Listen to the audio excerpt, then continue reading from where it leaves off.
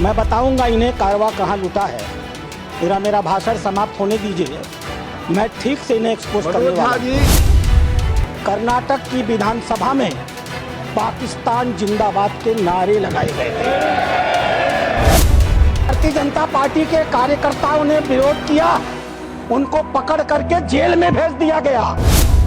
Bharatiya Janata party के कार्यकर्ता जो इस पाकिस्तान जिंदाबाद के नारे का विरोध कर रहे थे, उन्हें जेल में भेज दिया गया और इन्हें सूचित किया गया। ये बोल नहीं सकते, बैठ जाओ, बैठो, आपस में बात नहीं, प्लीज प्लीज आप बैठो, बैठो, प्लीज आपस में बात नहीं। Doctor Radha Mohan Das Agarwal, no more, no please.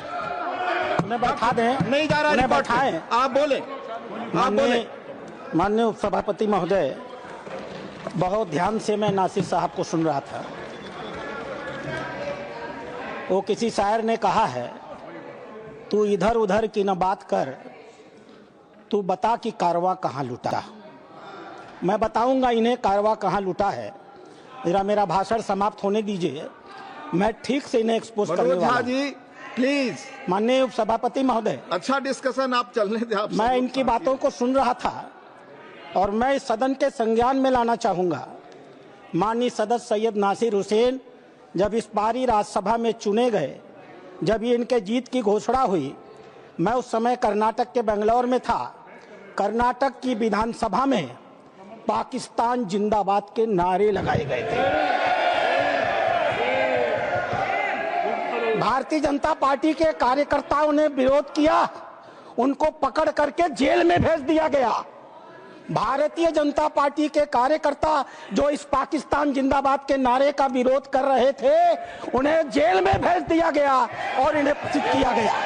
ये लोग, बैठाइए इनको, इन्हें बैठाइए, ये बोल नहीं सकते, बैठ जाओ, बैठो, आपस में बात नहीं, प्लीज प्लीज आप बैठो, बैठो, प्लीज प्लीज आपस में बात नहीं, आपस में बात महोदय, आप चेयर को संबोधित करें। हमने नहीं, चेयर को संबोधित करें। सभापति महोदय, प्लीज आप चेयर को संबोधित करें। सभापति महोदय, आज देश के लिए गौरव का दिन है।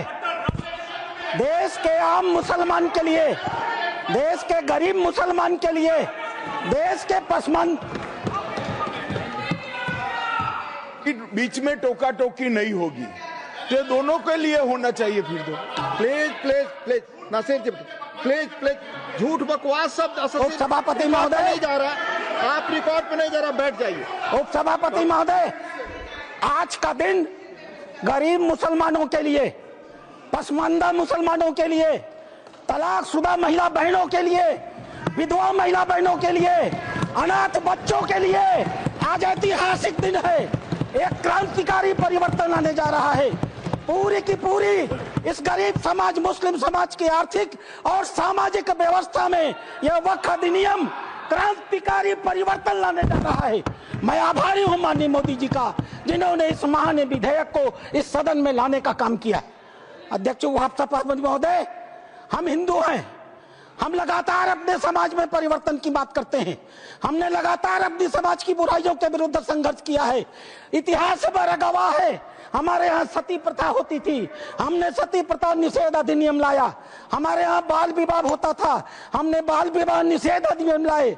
हमारे यहाँ विधवा विवाह नहीं होते थे, हमने विधवा विवाह अधिनियम लाया। आश्चर्य की बात होती है जब इस समाज की चर्चा होती है, आश्चर्य की बात होती है इन 75 सालों के अंदर एक बार भी मुस्लिम समाज के संशोधन को लेकर, सुधार को लेकर के, एक गरीब मुसलमान की जीवन की बेहतरी को लेकर के एक बार भी किसी प्रकार के सुधार आंदोलन को इस सदन में लाने का काम नहीं किया। आज यह पहली बार है और हमें गर्व है अपने प्रधानमंत्री पर, नरेंद्र मोदी पर, जिन्होंने इस मुस्लिम समाज के सुधार के इस ऐतिहासिक विधेयक को लाने का काम किया है। 2014 में माननीय प्रधानमंत्री बने थे, उनके दृष्टि में कभी हिंदू और मुसलमान नहीं होता था, उनका सिर्फ एक नजरिया होता था, गरीब और अमीर। आप गौर कीजिएगा, यह सदन गौर करेगा। हम जनधन योजना लेकर के आए, 42% लाभार्थी मुस्लिम थे। हम प्रधानमंत्री आवास योजना लेकर के आए, 31% लाभार्थी मुस्लिम थे। हम उज्ज्वला योजना लेकर के आए, 37% लाभार्थी मुस्लिम थे। हम मुद्रा योजना लेकर के आए, 36% लाभार्थी मुस्लिम थे। हम स्किल इंडिया लेकर के आए, 22.7% लाभार्थी मुस्लिम थे। हमने प्रधानमंत्री एम्प्लॉयमेंट गारंटी प्रोग्राम चलाया, अध्यक्ष महोदय 70% अधिक मुसलमानों ने उस योजना का इस देश में लाभ लिया। मेरे पार्टी की बैठक है, मुझे बताना नहीं चाहिए, लेकिन मैं कहूंगा, माननीय प्रधानमंत्री इसी बाल योगी सभागार में हम सारे सांसदों की बैठक ले रहे थे। उन्होंने क्या कहा हमसे? उन्होंने कहा, लोग कहते हैं कि मुसलमान भाजपा को वोट नहीं देते। आपको याद होगा मित्रों, उन्होंने कहा नहीं, ये गलत है, देते हैं। और अगर मान लिया जाए कि नहीं देते हैं तो इसका मतलब क्या है? क्या वो देश के नागरिक नहीं है? क्या उनके काम नहीं होने चाहिए? क्या उनका विकास का काम नहीं होना चाहिए? हम सारे सांसदों को उन्होंने मीटिंग में कहा, अपने काम को करते समय कभी हिंदू और मुसलमान न करना, विकास की धारा सारे समाज पर समान रूप से पहुंचाने की बात कही। उन्होंने दूसरी बात कही, मैं पूरे देश को 2047 में विकसित भारत का सपना दिखाता हूं। क्या 20% मुसलमान अगर देश का पिछड़ा रह जाएगा तो क्या भारत का विकास का सपना पूरा होगा? नहीं।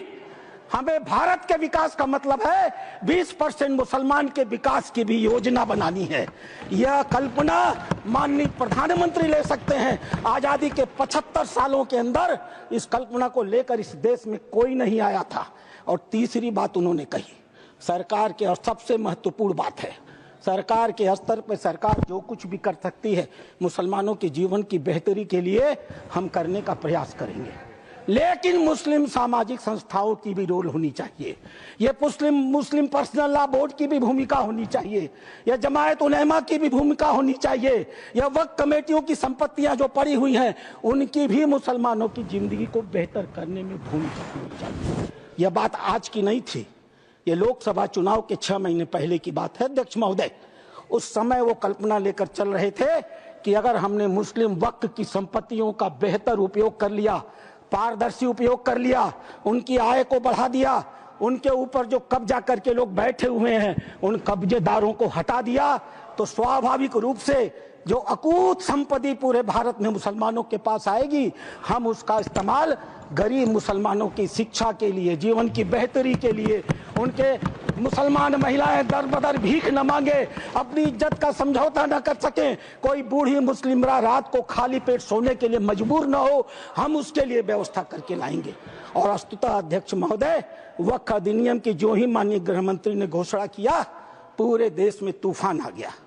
आश्चर्य होता है, वक्फ की घोषणा भी नहीं हुई, कानून सामने भी नहीं आए, विरोध शुरू हो गया।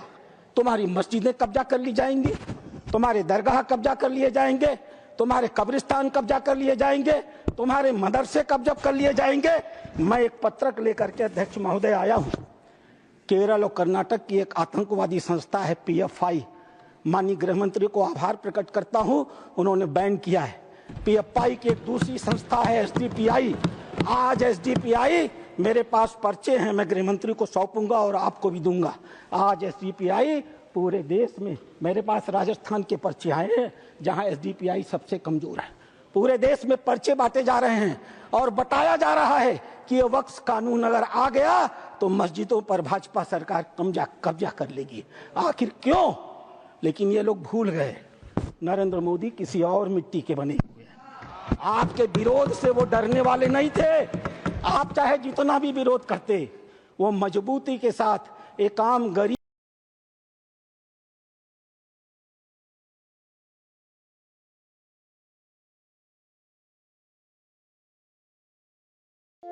Thank you.